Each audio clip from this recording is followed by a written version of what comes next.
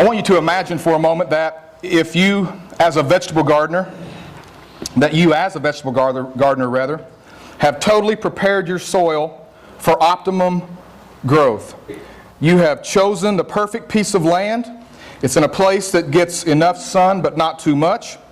You have soaked it with the water hose to soften the dirt down to 24 inches. You started out with a hoe, breaking up the big clods of dirt and chopping them down into smaller ones. Then you got out the hand spade and you dug out all the rocks and you pulled up the crabgrass by the roots. You've gone so far as to even buy soil neutralizer and apply it so that the dirt will have just the right pH. And when you're all done, you get your metal rake and you rake it over and you smooth it out, and your soil has a rich, dark black color. And you go into your garage, you hang up your rake, you put your spade on the wall, you wash your hands, put your gloves down, and sit down in your lazy chair. And don't go back. Once you meticulously prepared that soil for optimum growth, let's assume for a moment that you never went back to sow the seed. Any vegetable gardener, any gardener of any kind within earshot of that story, of that illustration, would say that I or you, if you did that, would be one fry short of a Happy Meal. Nobody does that much work on a piece of dirt to prepare it for optimum growth and then not go back and plant the seed. And yet, too often in evangelism, we get all dressed up and neglect to sow the seed, that is. I believe that we believe as a church at Crossview that preparation of the soil is absolutely imperative. For instance, it starts with building credibility. You've got to have credibility as a church, in a community, in preparation for the soil of someone's heart. You've got to have credibility. If you just look at our banner that hangs behind us, behind me each week, compassionate, contemporary, Christ-centered. That's one of the ways that we build up credibility. If you show authentic compassion to people, when they can see that you truly care about their struggle, their need. This week we had 4 separate requests from local entities to help people. If we will consistently do that when we can, help as much as we can, that builds credibility. That prepares the heart soil of people. It's also absolutely necessary to rub elbows with as many people as possible. That's what I believe the Sunday night mission is all about. Creating as many welcoming events as possible. Because there are people, lots of people, who feel uncomfortable coming to a church service or a church setting. Maybe because they've never done it and they're just intimidated by what goes on in a church. They just don't know. Kind of like my father was for many years. Or, on the other hand, they have had bad experience inside of a church, and so it has kept them away. They haven't wanted to come near for however long. And so we have to overcome some obstacles at Crossview that we didn't build. We have to tear down some walls that we didn't build. We have to deal with the fact that TV evangelists have hurt Christian image in general. Those that are charlatans anyway. When you deal with people who are timid, who are apprehensive about coming to a church setting, being in a room like this or a building with other Christians, they are typically tough nuts to crack. And so we have to find ways to rub elbows with them, build relationships with them, befriend them so that in the end we can have an influence on their soul. We want to till the soil of their heart. We've got to develop solid credibility within our community and create new ways to rub elbows with people. But here's the thing, it's not enough to do just that. It's not enough to just prepare the heart's soil. If we do that, that's great, but that alone will grow very little. Preparation alone will grow very little. It will not bring much fruit. That's what I'm trying to say.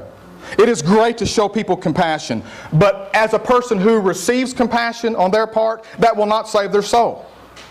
Receiving compassion from us, compassionate gifts, service, whatever, that does not save them. And it's absolutely great to come up with new ways to rub elbows with people. I'm all for parties. I like parties. I think we ought to throw more Matthew-type Jesus parties to bring people in and let them be in a what was Larry's sweet thing statement, loose as a goose. Let them come in here and be relaxed enough that they can be themselves. I think that's absolutely great, but those parties don't save souls in and of themselves. They are tools to help us get to that point. Brothers and sisters, the only thing that will put a person right with God is a personal relationship with Jesus Christ. That's the only thing that will put someone right with God. Now that may sound hokey, and that may sound antiquated to a lot of people out in the world, but it's absolutely the bottom line, the basis of our faith, and we're betting our eternity on it. Are we not? Just preparing the heart soil is not enough. It is equally important, if not more important, to go back and plant the seed. Here's the obstacle.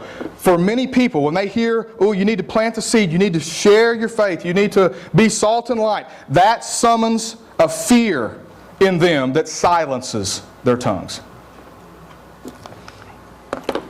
That thought of having to share is intimidating enough that for many people it brings up a code of silence. They just can't bring themselves to do it. But guys, here's what I want you to see from these lessons. There is no need for that fear to exist because planting the seed of Christ is not that difficult.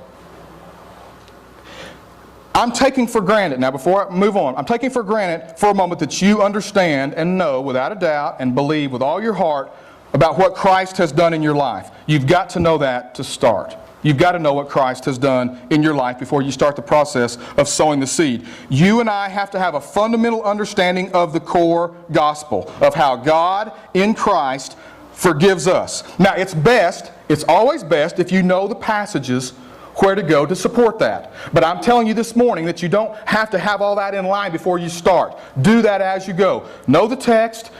Memorize it as best you can. If you don't have a good memory, you can write it down and keep it somewhere. That's fine. But you need to know where in the text the core gospel exists. You and I have to be firmly convinced. We need to know beyond the shadow of a doubt and be willing to stand on the fact that salvation is by grace through faith in Jesus. Period. Salvation is by grace through faith in Jesus. Period. Now, there are other things to discuss. Absolutely. That's the core gospel. Paul said, that is what I came to tell you first and foremost, that Jesus Christ came, died, was buried, was resurrected, and we've seen Him. And if you believe that, then your faith is okay. If you don't believe it, your faith is in vain. You're just spinning your wheels. That's 1 Corinthians 15, the Randy version. You've got to start there.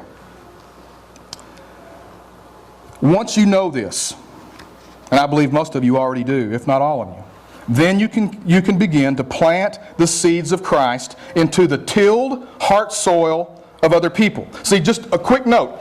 What has happened in my past, and maybe in yours, is we were quick to want to sow the seed. We were quick to want to knock on doors and tell people about Jesus without doing the preparation part. And that's like going out to West Texas and you want to plant some tomatoes and the ground is as hard as this.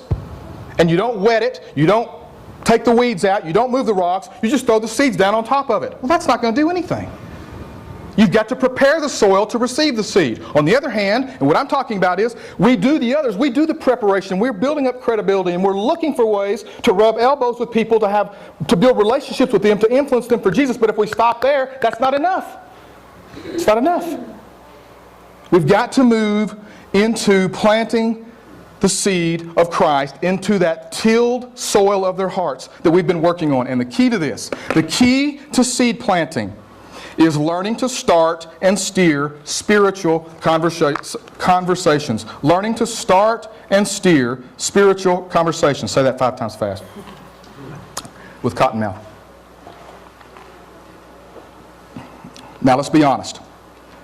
You and I will talk about everything under the sun. With each other and with other people. More often than not with other people. About everything. About everything. And none of it has to do anything with eternity.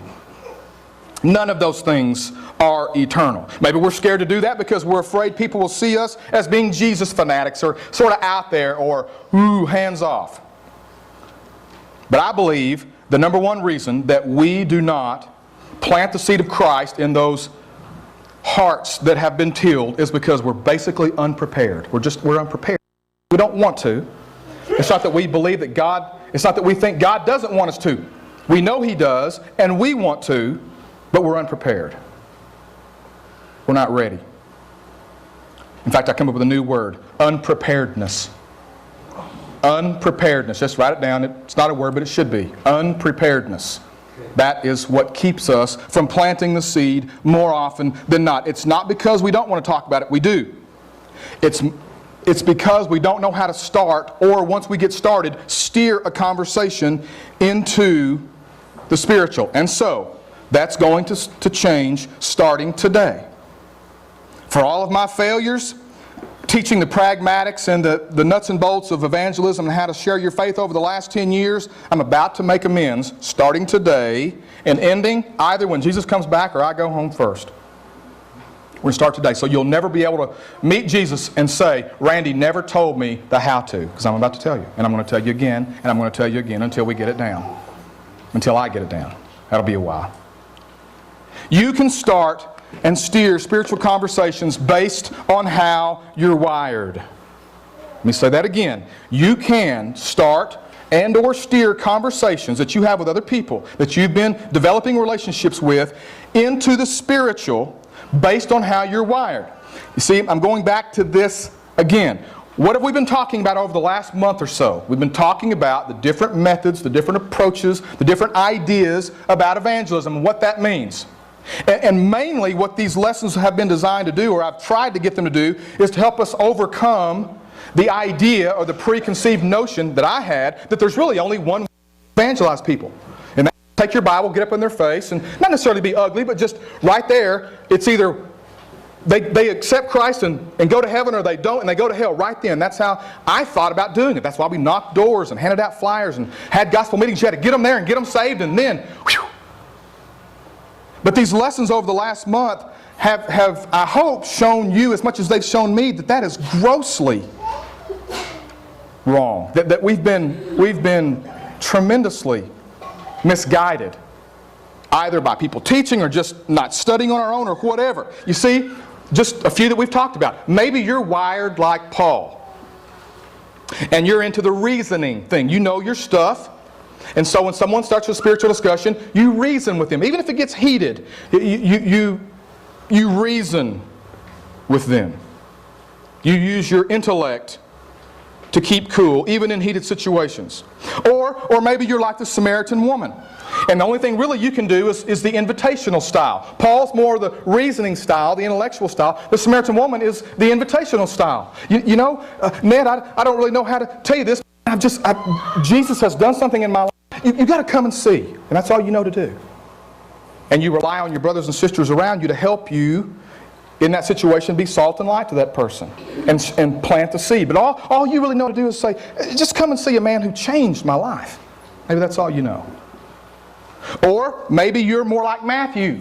And because of your track record, you have a track record like mine, or you've had a track record that you're not too proud of, but yet it puts you in connection with people who maybe are still in that lifestyle, and so you throw a Jesus party. You have a Matthew-style Jesus party, and you invite your friends in, and you eat together, and you share your life together, and you're building relationships with them.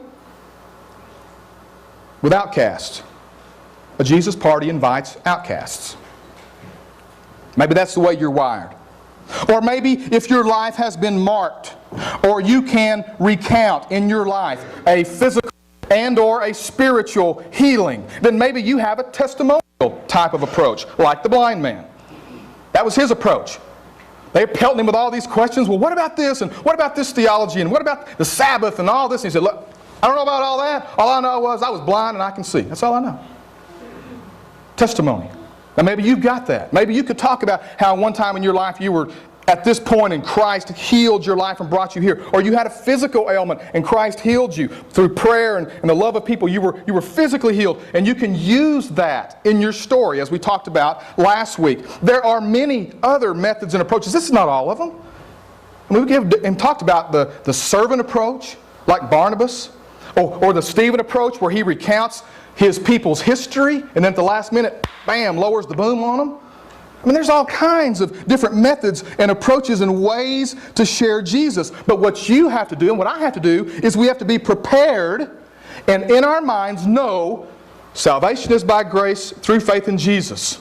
And then, how is it I'm wired? Am I more reasoning? And you need to know that, and then you've got to be prepared, have your eyes open and your mind alert to be able to steer that conversation into the spiritual when it comes up. See, I think, again, we have lots of conversations where it can happen. I look back and think, man, I've missed so many opportunities. That guy said something about this, I should have said this. And I missed it because I wasn't prepared, I wasn't ready to say something. Now, just today, it's short today, one little thing here and we're done. Okay? One way that we can start or steer a spiritual conversation is the direct method. The direct method. Now, if you don't like that name, then you can have a subtitle, one that says, "Don't beat around the bush method." Just come right out with it. Get straight to the point method. Now, the example I'm going to use in just a second is Peter. And you know, most of you know the sermon. Day of Pentecost, Peter and the apostles and the others that are there, tongues like fire come down and rest on them, and they're up speaking in tongues that they've never studied, languages that they've never studied, they don't know, and all these people are being drawn in, and Peter begins this sermon. And the sermon essentially says this: here was this Jesus who was a prophet who proved himself to you with word and deed. He showed you everything, and by the way, this was God's plan all along for this to happen. And he's going along and they're just being drawn in. And they're being drawn in and drawn in. And then when he gets to the punchline, he says, "Therefore, because of all these things I've said about Jesus, let all of Israel be assured of this." That's all you guys. God has made this Jesus, whom you crucified, both Lord and Christ. He comes right to it. He doesn't ride side saddle. He's riding full on, grab the mane, bareback. That's how he's riding. No Tennessee two-step. No out of the side of his mouth. He comes right out with it. Hey Israel, this Jesus that I've just been talking about that you know now is the Christ, you killed him. That's the direct method. He tells them how it is, straight to their face, pulls no punches, lets the chips fall where they may. Now, I have to caution you before you jump ahead. The last thing here is, and I put a slide up there for it, understand that the right way in the direct method is not a judgmental finger pointing. Judgmental finger pointing is not the same as direct. What I mean by that is this. Direct does not mean I'm going to get up in somebody's face with my finger wagging and point out all their failures and all their sins and all the ways they need to get right. Those things may be true. That's not the way to do it. How often do you like to be on the end of this? I want to go. In fact, just an example, we're eating out the other night, anniversary dinner at the Mexican food place, and you know, obviously you know I'm a hand talker. If you tied my hands behind my back, I would stammer and stumble and carry on more than I do now. And when I'm talking, I don't mean to be ugly, but sometimes I'll get to going and I'll get that finger going right across the table. But see, people out here think I'm really letting O'Kelly have it, so she'll put your finger down. I go, I wasn't mad. I know, but other people don't know that. See, we don't like that. You know what I mean?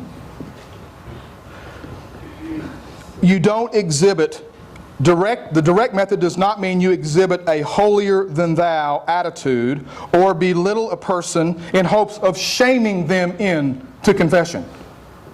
Now, some of my background taught that. That's not the way you do it. Peter's situation was unique, granted. And I'm not saying that there aren't times when direct, put it this way, there are times when direct does mean confrontational. But confrontational does not mean ugly, mean-spirited, or hateful. You can be confrontational without being ugly and mean and hateful. You can be.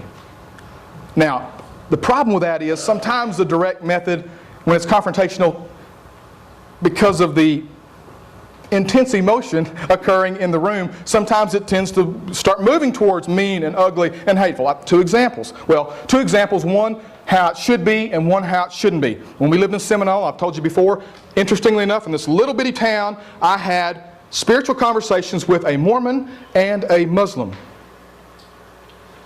The Mormon guy, a little bit younger than me, highly intelligent, lived right across the street.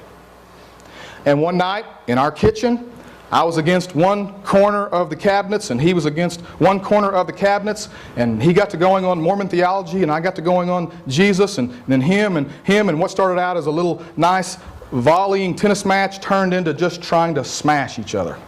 So much so that his wife came in the kitchen, and my wife came in the kitchen and said, "Brrr." He was trying to get me to say something, and I wasn't going to say it, and I was trying to get him to admit some things, and he wouldn't do it, and the voices got louder and louder and louder. I don't know that being not mean and not ugly and not hateful would have done much good with him. I don't know. It may have. I didn't approach that right. Other example.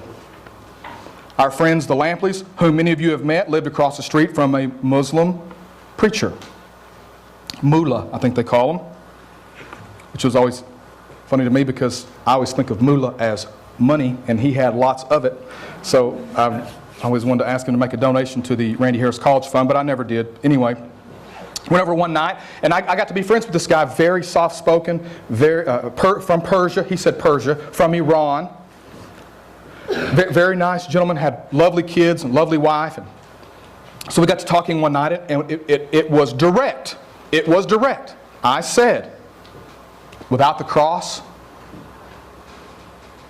we're doomed as people. Without the cross, no man can make it. Essentially is what I said. He said, in Islam, we reject the cross. I said, why? He said, because no man in Islam can die for the sins of somebody else.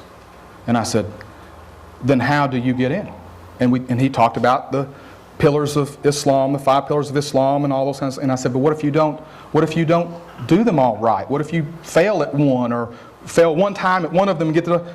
He says, well, most Muslims believe that God will allow you in any way. I said, oh, we call that grace in Christianity. That's why we need the cross, because we can't do it on our own. And we had a great... He never got ugly, mean, or hateful, nor did I. Did he change because of that relationship? Probably not, nor did I.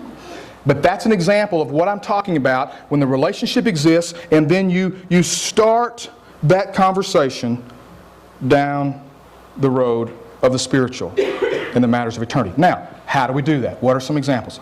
Glad you asked. We're going to do it. Larry, come up here. I'm embarrassed, Larry. Larry's going to give me a hand. He's been with us on Wednesday night. Just come right over here. Come on. Come on, Larry. We're on TV. Come on. We're on a schedule here. I'm going to give you some examples. You can use them. You can change them to do what you want. Come stand right over here, Larry. All right, we're going to pretend for a minute that Larry's just a guy I know maybe from work. Come over here. You got to be on TV. No. I'm going to pretend that Larry's a guy that I've known from work, and I've just been building a relationship with him. Maybe I've asked him to lunch a few times, and we're sitting down. And by the way, this movie, The Passion, is going to open up all kinds of new doors for us to start and or steer spiritual conversations in the right way. Okay? So, for instance, I may say, Larry, have you seen the new movie, The Passion? Yeah, I have. Here's a couple of examples. Yeah, I have, he says. And I say, you know what, Larry? Sometime, if you would like to know the difference between religion and Christianity, I'd love to tell you. That's a direct approach. He knows right away it's going to be about the spiritual. If you'd like to know the difference between religion and Christianity, I'd love to tell you. Now, there's several ways he can respond. How might he respond? What's the first response you might give me? I don't think so. Yeah, no. He might say no. And you go, okay, fine, I just want you to know. You don't push him. You don't go, oh, come on, really? No, really? No, really? I mean, you don't do that. You leave him alone. Okay, fine. The seed has been planted. He knows that you would like to talk to him sometime about the difference between religion and Christianity. Another example, he might say, what? And what are you talking about? Yeah, what are you talking about? I don't understand. Well, Larry, let me tell you. A lot of people think religion and Christianity are exactly the same. And there you go. And then your foot is in the door. You're off doing. Now, there might be another one. He might just say, no, not right now, maybe later. Again, you don't press him. You just say, okay, fine. Okay, thanks, Larry. You did good. Everybody give Larry a hand. Good job, Larry. The point is to be prepared and don't let no scare you. No doesn't stop my kids from asking. My kids get no way more than they get yes. They keep on asking. All you do is plant the seed. It could be anything. They might even bring it up. You know, Larry, Randy, I heard that you went to this Crossview church. What's all that about? Well, what it's about is it's the difference between religion and relationship. What does that mean? It's the difference between religion and Christianity. What does that mean? And there you go. Now, at some point they may say, okay, that's really about all I wanted to know. That's good enough for me. And you leave it there. You don't press. This is one thing that I didn't learn early on. And that is, you're not selling insurance. It's not one of these, I don't take no for an answer. You are only called upon to plant the seed. Guys, we can till the soil, pull the weeds, get rid of the rocks, wet it down, put lye or whatever the stuff is down to neutralize the soil and all that kind of stuff and put the seed in, but only God is going to make it grow. We can't stand over it and go, grow, grow, grow, grow, and it'll grow. That's not the way it works. God gives the increase. 1 Corinthians chapter 3. Apollos did this, and Peter did this, and Paul do this, but God gives the increase. Water it, yes. We got to expose it to sunlight, yes, but only God can make that miracle of growth happen. So we say, I'd like to tell you about this. No thanks. Okay. And you don't bring it up again until he does, or she. Maybe later. Well, then you wait a while. Month. Whatever you feel is comfortable. You said maybe later. You want to talk about that now? Okay. And then there you go. No. Okay. And you don't press them. But if they ever say, one response you will get if you ever ask that question is, well, I thought religion and Christianity were the same thing. Oh, no, they're not. Now, for many people it is. And over the centuries, that we've tended to do that. But let me tell you about Christianity. Let me tell you about discipleship. Let me tell you about relationship with Jesus. And there you go. When I heard from a professor at Harding one time on a tape, he said he used this when he got with people, typically people who were spiritually minded. Not necessarily Christians, but just deeper thinkers, philosophical kind of folks. He said, did you know that Jesus Christ was the greatest opponent of organized religion in the first century? What? I thought Jesus was the greatest promoter, the greatest instigator of religion in the first century. Yeah. Now how might a person, me or you, be able to make that statement? Here's where you need to be prepared. Have Matthew 23 in your tool belt. Go, here's what he says to religion of his day. You hypocrites, you whitewashed tombs, you blind guides, you snakes, Matthew 23, one whole chapter of how much Jesus opposed organized religion that killed people's spirits.